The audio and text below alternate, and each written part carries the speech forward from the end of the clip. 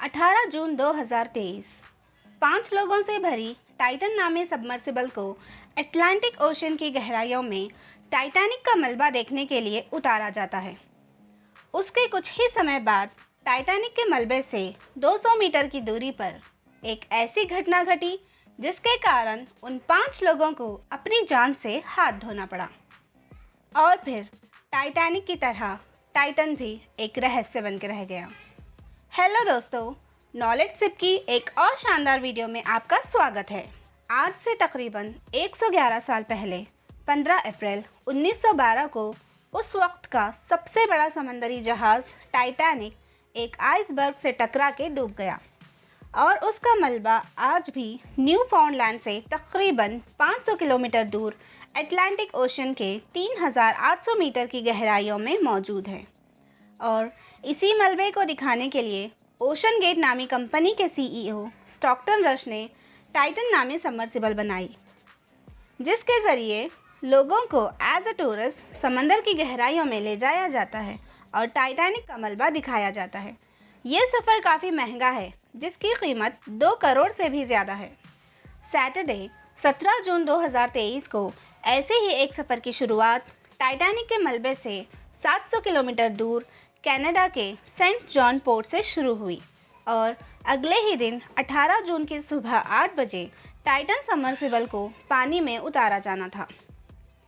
यहाँ आपको बता दूं कि सबमरीन और सबमर्सिबल दोनों अलग अलग चीज़ें हैं। इन दोनों में काफ़ी अंतर होता है। सबमरीन किसी पर भी डिपेंडेंट नहीं होती और वो काफ़ी हफ्तों और महीनों तक पानी के अंदर रह सकती है, जबकि सबमर्सिबल मदरशिप पे डिपेंडेंट होती है और बस कुछ ही घंटे पानी के अंदर रह सकती है। सबमर्सिबल सबमरीन के मुकाबले काफ़ी छोटी और कम पावरफुल होती है। इस केस में मदरशिप पोलर प्रिंस नामी जहाज़ है और इसी मदरशिप के ज़रिए टाइटन नामी सबमर्सिबल को पानी में उतारा गया। टाइटन सबमर्सिबल की चौड़ाई 9.2 फीट और इसकी लंबाई 22 फीट है। इस पूरे सबमर्सिबल को सिर्फ एक $30 के रिमोट कंट्रोलर से कंट्रोल किया जाता है। सबमर्सिबल के पीछे के हिस्से में ऑक्सीजन और इलेक्ट्रिक इक्विपमेंट को स्टोर किया जाता है और इसमें सेफ्टी के लिए 96 घंटे की ऑक्सीजन एज ए बैकअप होती है। अगर टाइटन के इंटीरियर की बात की जाए तो इसमें कोई सीट नहीं होती। इसमें 5 लोगों को फ्लोर पर ही बिठाया जाता है। जब लोग इसके अंदर बैठ जाते हैं तब इसके आउटर गेट को 17 बोल्ट्स का यूज़ करके बाहर से बंद किया जाता है। इसका मतलब ये हुआ कि चाहे कुछ भी हो जाए, इस सबमर्सिबल के आउटर गेट को सिर्फ बाहर से ही खोला जा सकता है।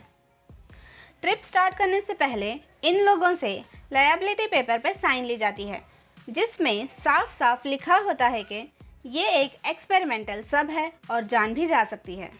इस टाइटन सबमर्सिबल के सफ़र में टोटल 5 लोग मौजूद थे, जिसकी अगुवाई खुद ओशन गेट के सीईओ स्टॉकटन रश कर रहे थे। इनके साथ हर्निश हार्डिंग भी मौजूद थे, जो एक ओशन एडवेंचर भी रह चुके हैं। इसके अलावा पॉल हेनरी भी इस सफ़र का हिस्सा थे, जो मिस्टर टाइटैनिक के नाम से जाने जाते हैं। इनके लिए ये सफ़र कोई नई बात नहीं थी, क्योंकि ये ऑलरेडी 37 मरतबा टाइटैनिक का मलबा देख चुके थे। और इनमें से एक 19 साल लड़का सुलेमान दाऊद अपने पिता पाकिस्तानी बिजनेस टाइकून शहजादा दाऊद के साथ इस सफ़र में शामिल था। संडे की सुबह 11:15 बजे ये सबमर्सिबल अटलांटिक ओशन की गहराइयों में तकरीबन 3600 मीटर नीचे पहुंच गया था, यानी कि टाइटैनिक के मलबे से बस 200 मीटर दूर। लेकिन तभी अचानक सबमर्सिबल का कनेक्शन ऊपर मौजूद पोलर प्रिंस मदरशिप से टूट गया।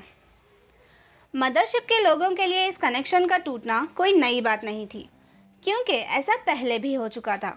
लेकिन चिंता की बात यह थी कि मदरशिप लोकेशन तक भी ट्रैक नहीं कर पा रहा था।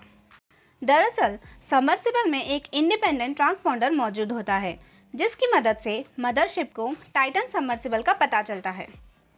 देखा जाए तो शाम 4:30 बजे तक टाइटन सबमर्सिबल को सरफेस पर आना था, लेकिन ऐसा नहीं हो सका। सबमर्सिबल का सरफेस पर ना आना और इसकी लोकेशन का पता ना चलना एक बहुत ही बड़ी चिंता का संकेत दे रहा था। धीरे धीरे वक्त ढलता गया और शाम 7 बजे तक भी पोलार प्रिंस और टाइटन के दरमियान कोई राब्ता ना हो सका, जिसकी वजह से यूएस कोस्ट गार्ड को खबर कर दी गई और एक बहुत ही बड़ा सर्च ऑपरेशन शुरू किया गया। देखा जाए तो टाइटन सबमर्सिबल में 96 घंटे की ऑक्सीजन मौजूद थी, जिसका साफ मतलब ये था कि रेस्क्यू टीम के पास सबमर्सिबल को बचाने के लिए सिर्फ 4 दिन का समय था।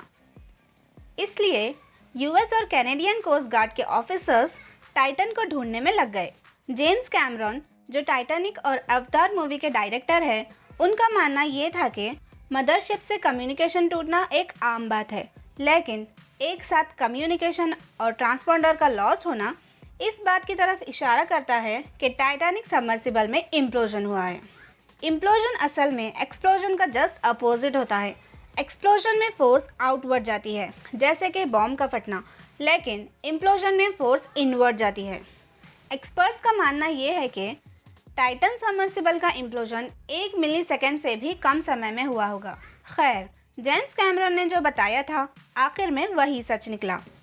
22 जून 2023 को यूएस कोस्ट गार्ड ने प्रेस कॉन्फ्रेंस करते हुए ये बात बताई कि सर्च ऑपरेशन के दौरान जब आरओवी रोबोट को 3800 मीटर टाइटैनिक के मलबे के पास भेजा गया तो वहां उन्हें टाइटैनिक सबमर्सिबल के बिखरे हुए पार्ट्स नजर आए। सवाल ये उठता है कि आखिर इस इम्प्लोजन के पीछे क्या वजह थी। देखा जाए तो टाइटन की मेन बॉडी कार्बन फाइबर से बनी थी, लेकिन आमतौर पर सबमरीन और सबमर्सिबल की बॉडी स्टील या एल्यूमिनियम की बनाई जाती है। एक्सपर्ट्स की मानी जाए तो टाइटन का ये कार्बन फाइबर का डिज़ाइन एक एक्सपेरिमेंटल डिज़ाइन था, जिसको किसी ने आज तक टेस्ट नहीं किया था। सोर्सेज के अकॉर्डिंग टाइटन सबमर्सिबल बनाने के लिए सेफ्टी रेगुलेशंस फॉलो ही नहीं किए गए थे। 2019 में स्मिथसोनियन मैगजीन के अकॉर्डिंग 1993 के US passenger vessel safety act के तहत कमर्शियल इनोवेशन के मुकाबले में पैसेंजर की सेफ्टी को प्रायोरिटाइज देना था, लेकिन स्टॉकटन रश ने ऐसा नहीं किया। इनका कहना यह भी था कि I have broken some rules to make Titan. I think I have broken them with logic and good engineering behind me. Rule के हिसाब से कार्बन फाइबर का इस्तेमाल नहीं करना था, लेकिन स्टॉकटन रश ने इन रूल को नज़रअंदाज कर दिया, जिसका खामियाजा उन्हें अपनी जान गंवा के भुगतना पड़ा। इतिहास के पन्नों में अब स्टॉकटन रश का नाम list of inventors killed by their own inventions की लिस्ट में शामिल किया गया है। इससे हमें ये सीख मिलती है कि कभी भी सेफ्टी स्टैंडर्ड्स को नज़रअंदाज नहीं करना चाहिए।